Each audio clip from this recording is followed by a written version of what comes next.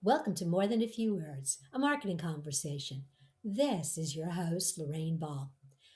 And if you're like me, every day you are bombarded by great marketing tools and ideas, and all of them promise that it's going to be smarter marketing, better marketing, and then it isn't. And so I thought it would be fun to talk to Lisa Raehsler about this topic, about what to skip when everyone is promising you smarter marketing.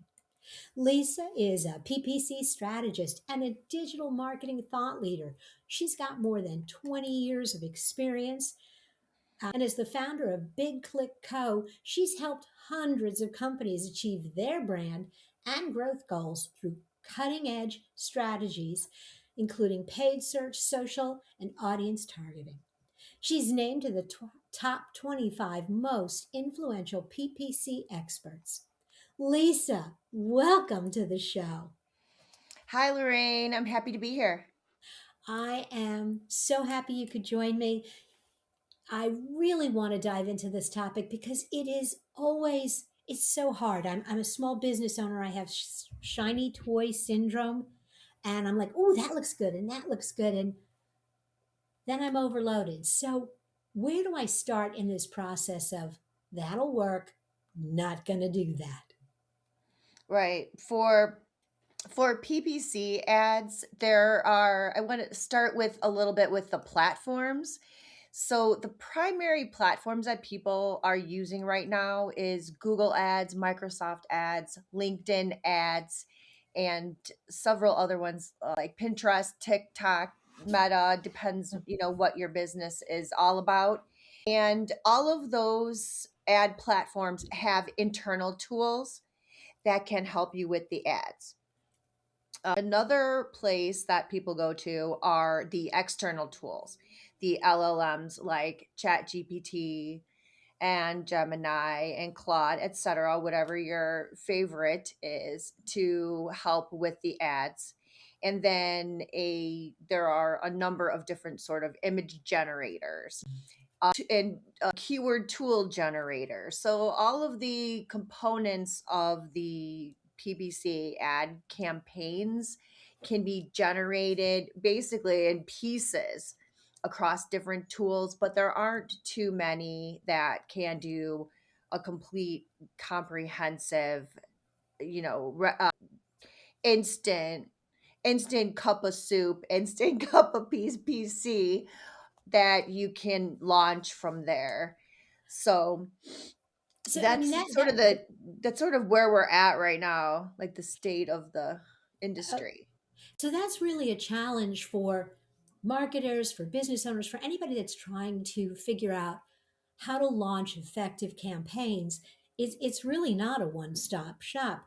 If I'm on multiple platforms, I've got to be designing ads for Pinterest and Meta, and they may not want the same thing.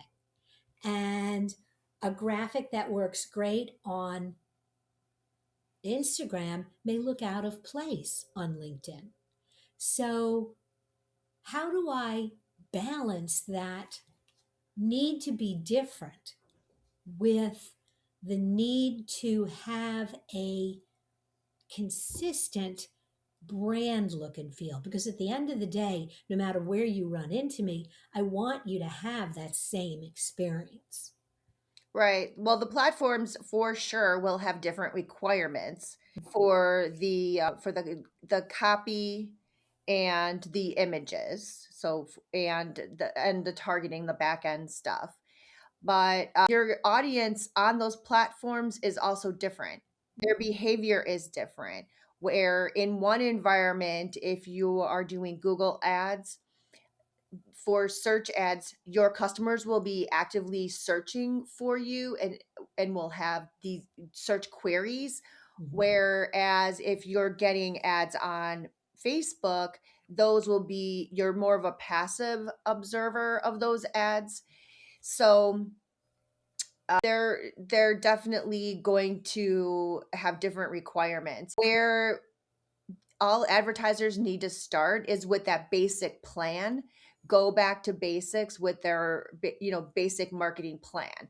what the goal is, what they want to promote, what there's their core messaging, all the basics, all Mhm. all the fun stuff. And then what they can do from there is customize those messages, images, and targeting for the platform, how their customers are behaving on those different platforms.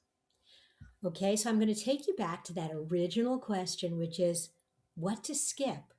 How do you Mhm. know when you're looking at a particular tool that is just not the right thing for you? Right. So a lot of the tools that are in the platforms, they have there's literally buttons you can push that say, generate an idea, generate the headlines, generate the descriptions, generate the image.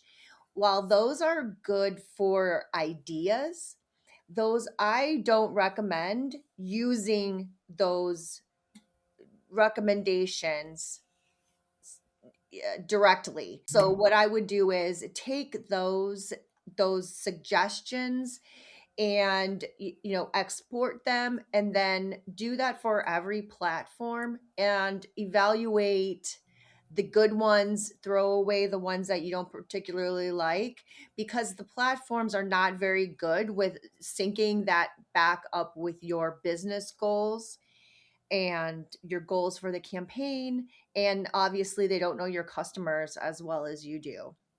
Absolutely.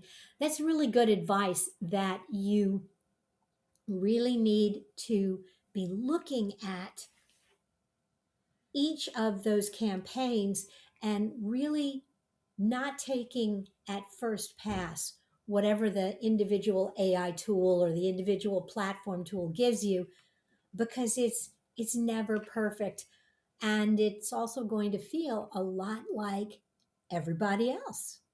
Oh, definitely. Yeah, that's a really good point.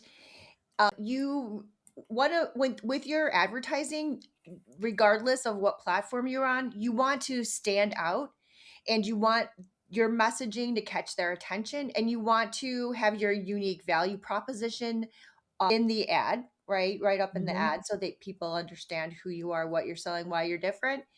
And with those automated tools, they lack that differentiation, and you come out being same pictures, same hooks, same type of pattern of speaking. And people are start to gloss over, and you lose their attention really quick. So when you're looking for great images for your ads, and you can go to the AI tools, you can go to stock libraries, what it can be overwhelming. Where's your favorite tools? Where do you like to go for image selection, image generation for ads? Okay, that's a great question. So you want to so okay, so some of the platforms you need only an image of something, and some of them you'll have copy over the image. So that will those ads that are more like a banner ad will need more design. And so definitely I would work with a designer and not have the AI just create it. Again, you're going to get same, you'll see mistakes, you'll see those telltale signs of Mhm. AI generated images. And you need them to be simple and follow advertising rules, because they're not just images, they're advertising images. And that's a Mhm. special type of image, as you know. Absolutely. I always struggle. I like AI for its ideas, but everybody, all the people are always a little bit perfect. They often look like the cover of some romance novel. You know, they Right, right. and if that's not the look you're going for, to be able to then take that to a designer or even to a stock library and search for the terms woman sitting in bed with a dog, because you know that's the picture you want, suddenly you've got a much wider range of choices. Even with all these tools, it sounds like this still takes a lot of time and you got to be patient. Right, it does take a lot of time. There are a lot of iterations.